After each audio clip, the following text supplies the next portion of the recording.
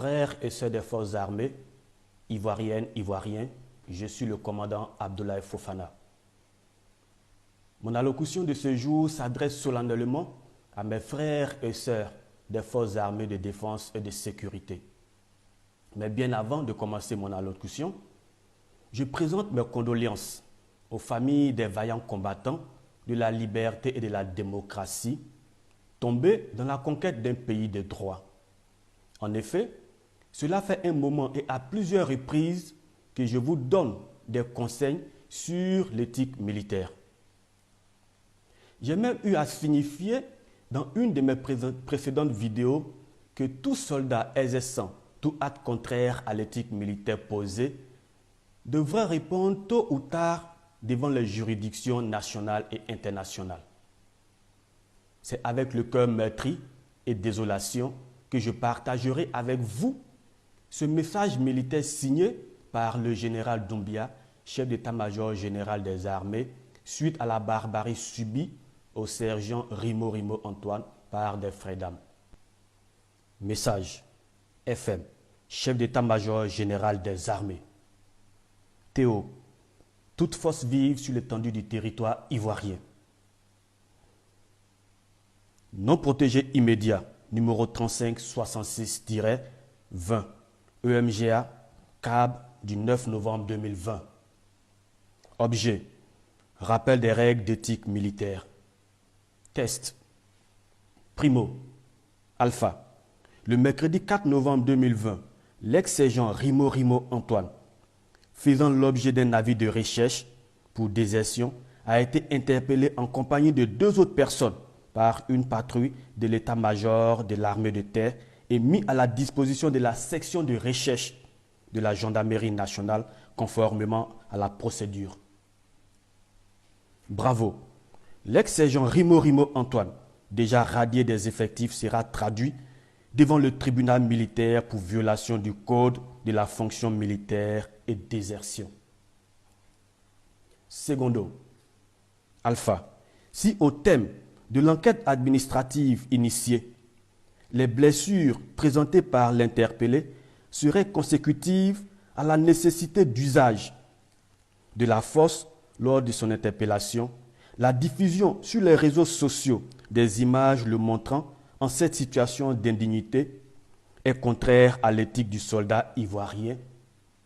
Et à ce titre, cet acte constitue une faute disciplinaire flagrante en plus de porter atteinte à l'image des armées et à leur cohésion.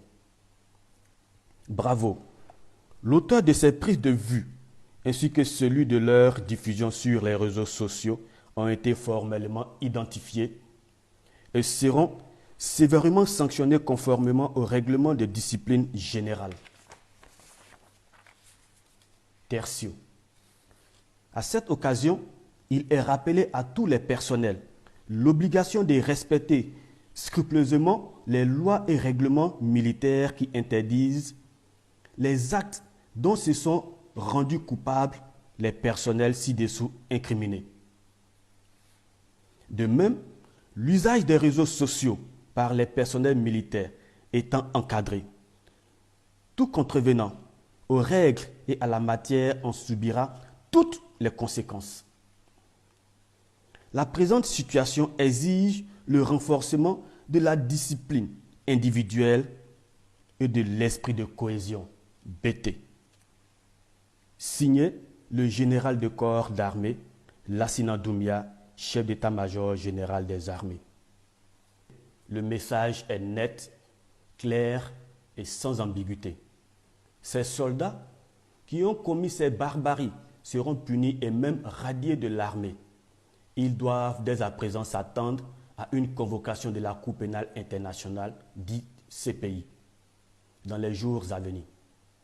Comme le disait l'ex-président Laurent Gbagbo, à qui j'ai beaucoup de respect, d'admiration et surtout une grande considération, et je cite, « Quand on t'envoie, il faut savoir t'envoyer ».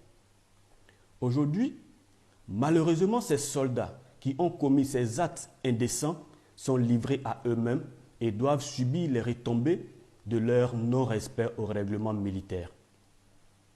La répétition étant pédagogique, je profite à nouveau pour rappeler ce que dit le règlement militaire ainsi que nos missions en grosso modo, et je cite: « Aucun soldat est obligé d'exécuter un ordre donné par son supérieur si cet ordre engage sa responsabilité pénale. » Les forces de défense et de sécurité ont pour mission de défendre le territoire contre toute attaque intérieure ou extérieure, protéger le peuple, secourir le peuple lors des catastrophes naturelles, respecter et faire respecter les lois qui régissent nos nations. Frères et compagnons d'âme, je vous exhorte à mettre en exercice les recommandations de l'éthique militaire afin de conquérir le cœur et la confiance du peuple ivoirien. Pour finir, je réitère mes salutations et ma reconnaissance à tous les prisonniers militaires et politiques, ainsi que mes encouragements au brave peuple ivoirien épris de paix et de liberté. Tous mes honneurs à mon père spirituel, que Dieu bénisse la Côte d'Ivoire, commandant Abdoulaye Fofana. À très bientôt.